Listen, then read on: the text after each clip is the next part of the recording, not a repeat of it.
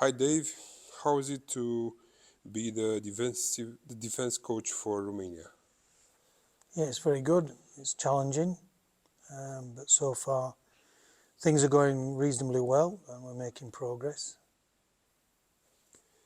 Tell us a little bit about yourself. How was the journey from the coal mines to the Rugby World Cup final?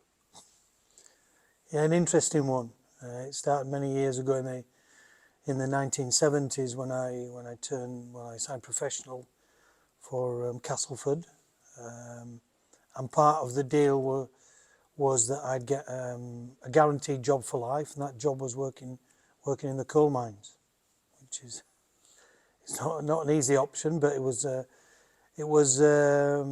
back in them days. It was really good to be guaranteed a job for life, and also privileged to just work during the day, so not to work on a night or on afternoons, so that training could be done after working in the mines every day. So you were working in the morning and training in the afternoon. Yeah, basically, yeah. We'd start work at 5 o'clock in the morning, going down the mines, working until 1 o'clock.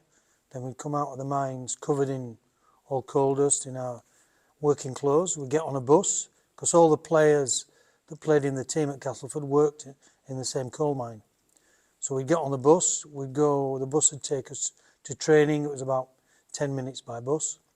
We get to the stadium, and we go into the changing rooms and get changed out of our mining clothes, put our training clothes on, our training kit, go out on the field and train for an hour and a half, come back in, take our training gear off, put our mining clothes back on, go back to the mine on the bus, and then get a shower at the coal mine, and then we go home, and we do that almost every day.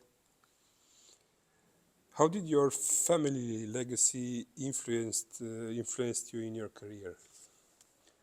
I wasn't initially aware of it. It was one of my cousins that looked into the history of William Webb Ellis, and he actually found a family link. And so William Webb Ellis is the great uncle.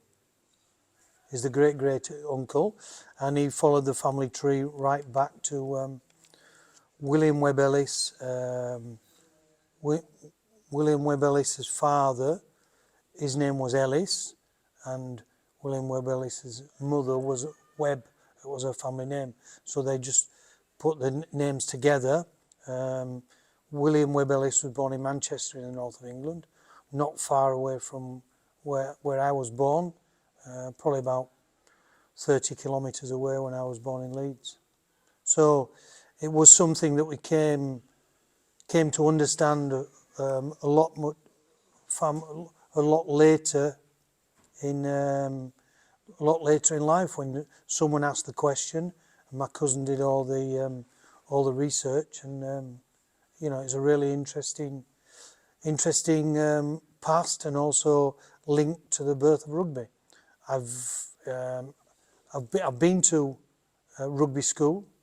I've visited the library where William Webb Ellis studied, and I've also been on the actual field where William Webb Ellis picked the ball up and ran with it all those years ago.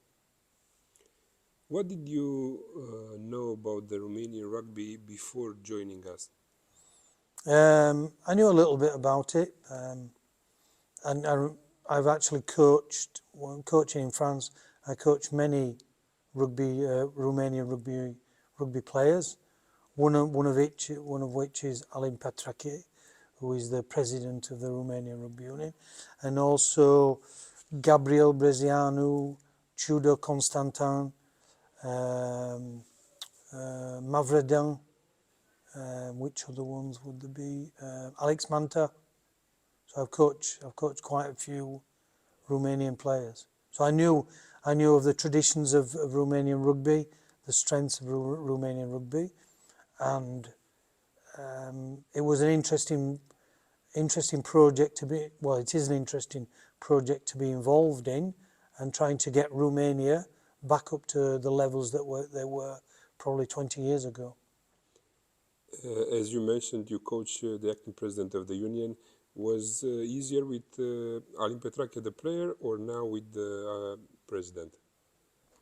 Oh, it was it was probably easier with him the player because he had to listen to me, where I didn't have to listen to him too much. Okay. How is the defense working for the Oaks? It was quite encouraging in the last game in Belgium. Against Poland in the previous game to that, we conceded a couple of tries for interceptions, but in general the structure of the defence is really good.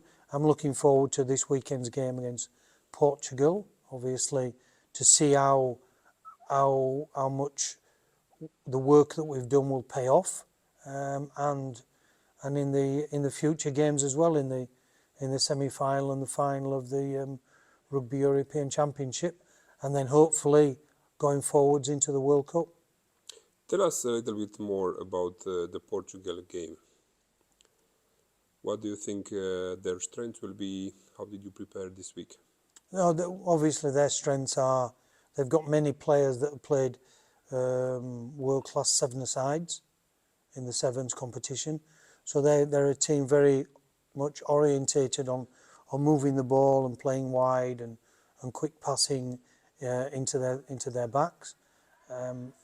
Our strengths are scrums and the line out, so we've worked a lot on those over the past week, and also the attacking structure that we put in place to exploit their weaknesses. Their weaknesses are to a certain extent in the forwards and in their general organisation on defence as well.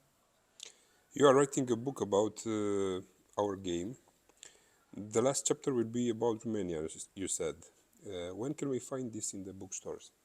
Well, it's not finally finished because obviously the last chapter in the book is about Romania, and it's about the